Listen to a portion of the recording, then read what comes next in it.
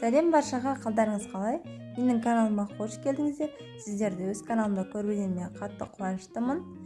Менің каналыма тіркеліп қойыңыздар. Алдағы уақытта сіздерге бұдан да керемет рецепттермен бөлісетін боламын. Менің каналымда бұдан да басқа керемет рецепттерді көре аласыздар. Бүгін біз осындай керемет тағамды жасайтын боламыз. Сіздерге кешкі асқа, түскі асқа керемет идея. Міндетті түрде жасап көріңіздер. Отбасыларыңызға өте қатты ұнайтынына сенімдімін. Ең алдымен біз етімізді жақсылап майдалап турап аламыз.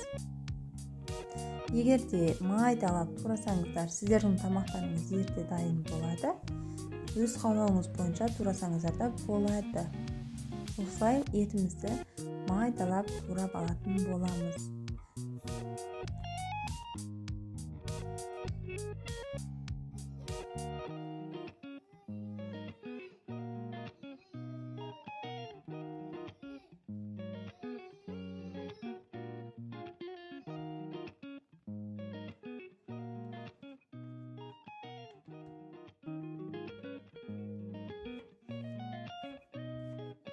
Еттерімізді майдалап турап болғаннан кейін осылай пиязымызды ұсақтап турайтын боламыз.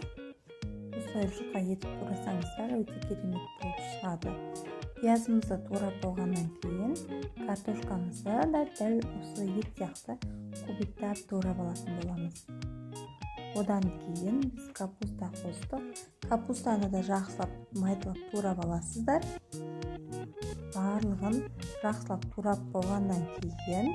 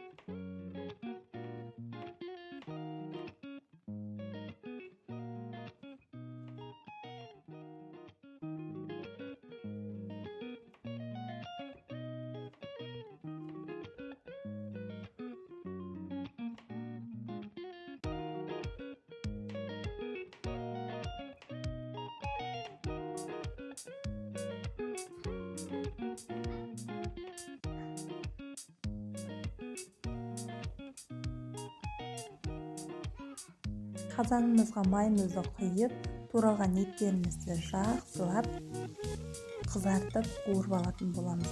Кемінде 5-6 минуттай жақсылап қызартып қуырып аламыз. Етіміз пісті-ау дегенге дейін қуырғаннан кейін үстіне пиязымызды салып, жақсылап қызартып қуыратын боламыз. Пиязды қуырып болғаннан соң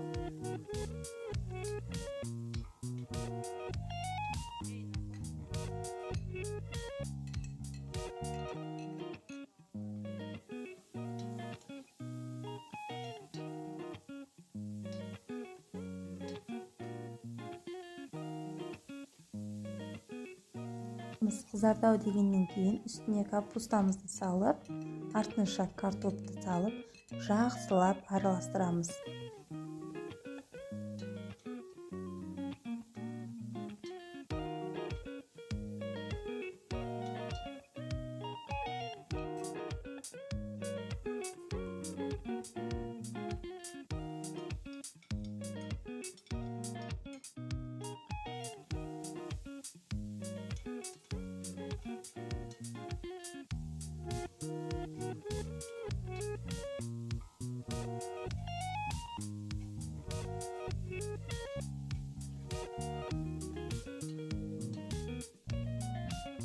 Жақсылап қуырғаннан кейін капустамыз өлетіндей жағдай болған кезде бір дана, яғни бір бас чеснокты салып, жақсылап араластырып жібересіздер.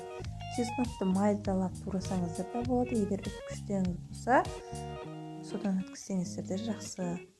Осылай жақсылап араластырып болғаннан кейін томатымызды салатын боламыз. Егер де томаттарыңыз болмаса, қызыл помидорды қоссаңыздар тіптен керемет болып шығады.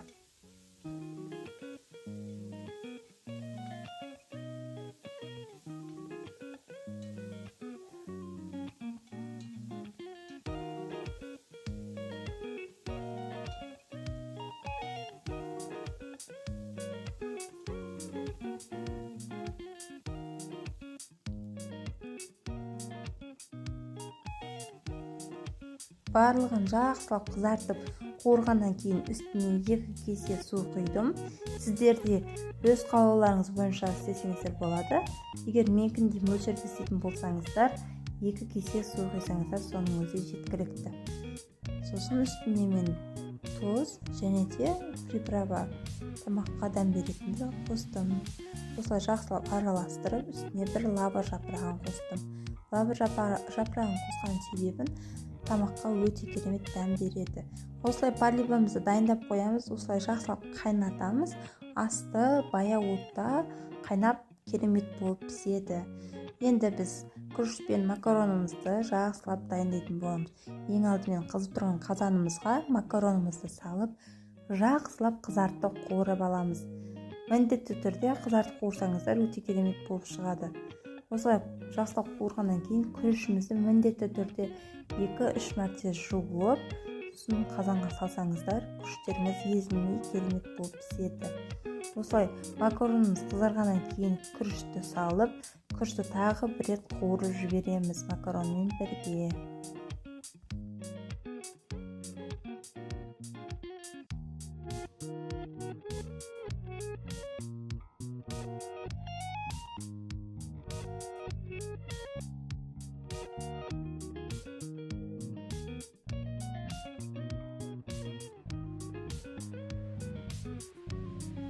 Болғаннан кейін үстіне күріш бататындай етіп су құясыздар. Осылай су құйып, тұзын салып, жақсылап бетін ашпайсыздар. Кемінде 10-15 минутта осы күріш пен макарон керемет болып піседі. Ешқандай езілмейді. Енді мінекей қарасаңыздар, менің күрішім мен макароным езілмей керемет болып пісті. Бөлек-бөлек болып, осылай енді өз қалауларыңыз бойынша кез келген формаға салсаңыздар болады. Мен осылай пилайға салып, тарелкеме төңкердім. Мінекей осылай мығыздап салсаңыздар, қалпы әдемі болып шығады. Егер бос салып қойсаңыздар, шашылып кетуі мүмкін. Мінекей осылай әдемі болып шықты.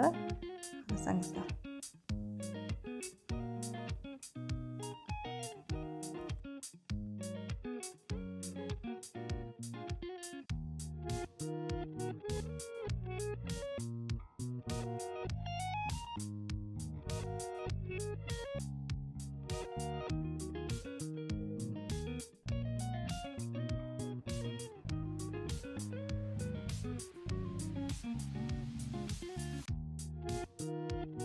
Өзіме керегімді салып алдым. Енді байқасаңыздар, палибым керемет болып шықты. Осылай кемінде жақсылап қайнайтын болса, осылай керемет болып піседі. Мен енді осы күріш пен макаронның қасына әдемі құйып шықтым. Мінекей әдемі болып шықты. Сіздер де міндетті түрде жасап көріңіздер. Реттеп ұнаса достарыңызбен, құрбыларыңызбен бөлісе отырыңыздар. Кешкі асқа, түскі асқа жасап беріңіздер. Видеолерді қуантыңыздар. Міндетті түрде ұнайтынына сенімдімін. Өйткені өте дәмді болып шықты. Ас болсын, мені жоғалтып алмас үшін менің каналыма тіркеліп қойыңыздар. Алдағы уақытта сіздерге керемет рецепттермен бөлісетін боламын. Менің каналымда бұдан да басқа керемет пирог және де басқа рецепттердің түрлерін көре аласыздар. Міндетті түрде жасап көріңіздер. Ас болсын. Сіздермен болған Санақ Алтынай.